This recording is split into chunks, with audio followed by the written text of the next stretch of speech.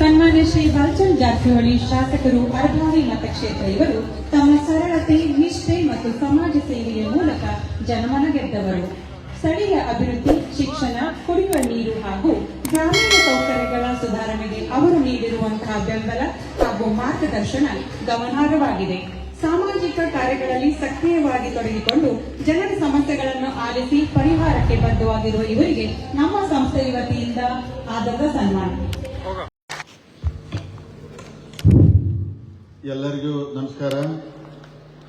ಶ್ರೀ ಜಗದ್ಗುರು ಗುರುಸಿದ್ದೇಶ್ವರ ಸಹಕಾರಿ ಆಸ್ಪತ್ರೆ ಸೊಸೈಟಿ ಘಟಪ್ರಭಾ ಹಾಗೂ ರಜತ ಮಹೋತ್ಸವ ವಿದ್ಯಾರ್ಥಿಗಳ ವಸತಿ ಗೃಹ ಅರೆಗಲ ಸಮಾರಂಭಕ್ಕೆ ಆಗಮಿಸಿ ದಿವ್ಯ ಸಾನ್ನಿಧ್ಯ ವಹಿಸಿದಂತ ಡಾಕ್ಟರ್ ಮಲ್ಲಿಕಾರ್ಜುನ ಸ್ವಾಮೀಜಿ ಅವರ ಪರಮ ಪೂಜ್ಯ ಸ್ವಾಮೀಜಿಯವರ ಪಾದಾರಗಳಿಗೆ ನಮಸ್ಕರಿಸುತ್ತಾ, ಇವತ್ತಿನ ನಮ್ಮ ಆತ್ಮೀಯರು ಕೇಂದ್ರ ಬಿಂದುವಾದಂತ ಕೇಂದ್ರ ಸಚಿವರು ಸನ್ಮಾನ್ಯ ಪ್ರಹ್ಲಾದ್ ಜೋಶಿ ಸರ್ ಅವರೇ, ಬೆಳಗಾವಿ ಲೋಕಸಭಾ ಸದಸ್ಯರಾದ ಸನ್ಮಾನ್ಯ ಜಗದೀಶ್ ಶೆಟ್ಟರ್ ಅವರೇ, ಸನ್ಮಾನ್ಯ ಎ.ಬಿ. ಪಾಟೀಲ್ ಅವರೇ, ಸನ್ಮಾನ್ಯ ರಮೇಶ್ ಕತ್ತಿ ಅವರೇ, ಸನ್ಮಾನ್ಯ ಹಾಗೂ ಪೂಜ್ಯರು ನಮಗೆಲ್ಲ ಮಾರ್ಗದರ್ಶಕರಾದ ಸನ್ಮಾನ್ಯ ಶ್ರೀ ಅರವಿಂದ್ ರಾಯ್ ದೇಶಪಾಂಡೆ ಗುರುಗಳೇ ಹಾಗೂ ಅಪ್ಪಯ್ಯಪ್ಪ ಬಡಕುಂದ್ರಿ ಅವರೇ, ಪಾಟೀಲ್ ಅವರೇ, ಈ ವೇದಿಕೆ ಮೇಲಿದ್ದಂತ ಎಲ್ಲ ಗೌರವಾನ್ವಿತ ಅತಿಥಿಗಳೇ, ಇಲ್ಲಿ ನೆರವೇಂತ ಸಮಸ್ತ ವಿದ್ಯಾರ್ಥಿಗಳೇ, ಹಿರಿಯರೇ, ಈ ಆಡಳಿತ ಮಂಡಳಿ ಎಲ್ಲ ಸದಸ್ಯರೇ, ಈಗಾಗಲೇ ಅನೇಕ ವಿಚಾರನ ಎಲ್ಲರೂ ಹಿರಿಯರು ಹೇಳಿದಕ್ಕಂದ್ರೆ ಮೆಡಿಕಲ್ ವಿಚಾರ, ಆಯುರ್ವೇದಿಕ, ನಾನು ಒಂದೇ ವಿಷಯ ನೆನಪು ಮಾಡ್ತೀನಿ.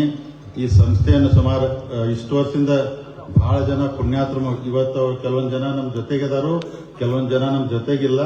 ಬಹಳ ಪುಣ್ಯಾತ್ಮ, ವಿಶೇಷವಾಗಿ ನಮ್ಮ ಎ.ಬಿ. ಪಾಟೀಲ್ ಅವ್ರ ತಂದೆಯವರು ಇರ್ಬೋದು, ರಮೇಶ್ ಕತ್ತಿ ಅವ್ರ ತಂದೆಯವರು ಇರ್ಬೋದು, ಅನೇಕ ಬಹಳ ಜನ ಹಿರಿಯರಂದ್ರ ಬಹಳ ಇನ್ನೂ ಬಹಳ ಜನ ಎಲ್ಲರ ಹೆಸರುಗಳಲ್ಲ, ಅವರೆಲ್ಲ ಸೇವೆ ಮಾಡಿದಾರ ಅಂತ ಹೇಳಿ ಇವತ್ತು ಈ ಸಂಸ್ಥೆ ಗಟ್ಟಿಯಾಗಿ ಬೆಳೆದ್ ನಿಂತೈತಿ.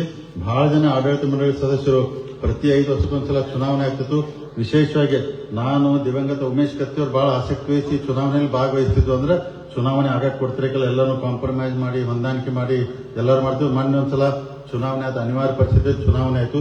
ಮುಂದಿನ ದಿನಮಾನದಲ್ಲಿ ಪೂಜ್ಯರಲ್ಲಿ ವಿನಂತಿ ಮಾಡ್ಕೊತೀನಿ, ಸಹಕಾರಿ ಸಂಸ್ಥೆಯಲ್ಲಿ ಚುನಾವಣೆ ಆಗದಂಗೆ ಎಲ್ಲರನ್ನೂ ತಮ್ಮ ಆಶೀರ್ವಾದ ಮಾಡ್ಕೊಂಡು ಹೋಗ್ಬೇಕಂತ ತಮ್ಮಲ್ಲಿ ವಿನಂತಿ ಮಾಡ್ಕೊತೀನಿ. ಯಾಕಂದ್ರೆ ಇಂತ ನಮ್ಮ ನಾಗನೂರ ಬಿ.ಆರ್. ಪಾಟೀಲ್ ಬಸವಗೌಡ ಅವರು 10 ವರ್ಷ ಚೇರ್ಮನ್ ಆಗಿ ಸಂಸ್ಥೆಗೆ ಸೇವೆ ಸಲ್ಲಿಸಿದ್ರು. ತಾವೆಲ್ಲರೂ ಈಗಾಗಲೇ ಹೇಳಿದಂಗ ಈ ಸಂಸ್ಥೆ ಏನ್ ನಮ್ಮ ಹಿರಿಯರು ಕಟ್ಟಿ ಇಲ್ಲಿ ಕೊಟ್ಟಿದ್ದಾರೆ ನಮ್ಗ, ಇದನ್ನ ನಾವು ಉಳಿಸ್ಕೊಂಡು ಬೆಳೆಸ್ಕೊಂಡು ಹೋಗುವಂತ ಜವಾಬ್ದಾರಿ, ಹೆಚ್ಚಿನ ಜವಾಬ್ದಾರಿ ಪೂಜ್ಯರ ಮೇಲೆ ಐತಿ. ತಾವು ಆಡಳಿತ ಮಂಡಳಿಗೆ ಮಾರ್ಗದರ್ಶನ ಮಾಡಿ ಈ ಸಂಸ್ಥೆಯನ್ನು ಬೆಳೆಸ್ಕೊಂಡು ಹೋಗ್ಬೇಕು.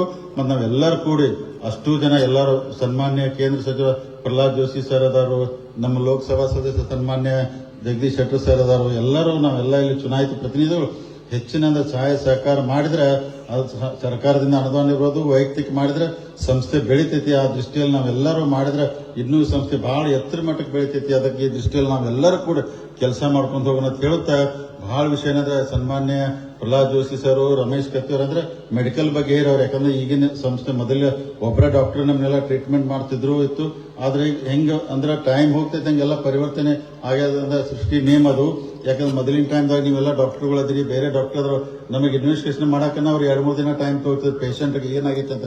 ಈಗ ಹಂಗಾಗೋದಿಲ್ಲ, ಅಂದ್ರೆ ಒಂದು ಅರ್ಧ ಗಂಟೆಯಲ್ಲಿ ಇನ್ವೆಸ್ಟಿಗೇಷನ್ ಆಗಿ ಟ್ರೀಟ್ಮೆಂಟ್ ಸ್ಟಾರ್ಟ್ ಆಗ್ತೈತೆ. ಜೋಶಿ ಸರ್ ಹೇಳ್ದಂಗ, ಯಾಕಂದ್ರೆ ಸರ್ ಅವ್ರಿಗೂ ತಪ್ಪಾಗ್ತೈತೆ. ಯಾಕಂದ್ರೆ ಅವರು ಮೆಡಿಕಲ್ ಡಾಕ್ಟರ್ ಆಗೋ ತಕ ಹೆಚ್ಚು ಕಮ್ಮಿ 5 ಕೋಟಿ ತಕ ಖರ್ಚಾಗಿರ್ತೈತ್ರಿ. ಅದಕ್ಕೆ ಏನ್ ಮಾಡಕ್ ಆಗೋದಿಲ್ಲ.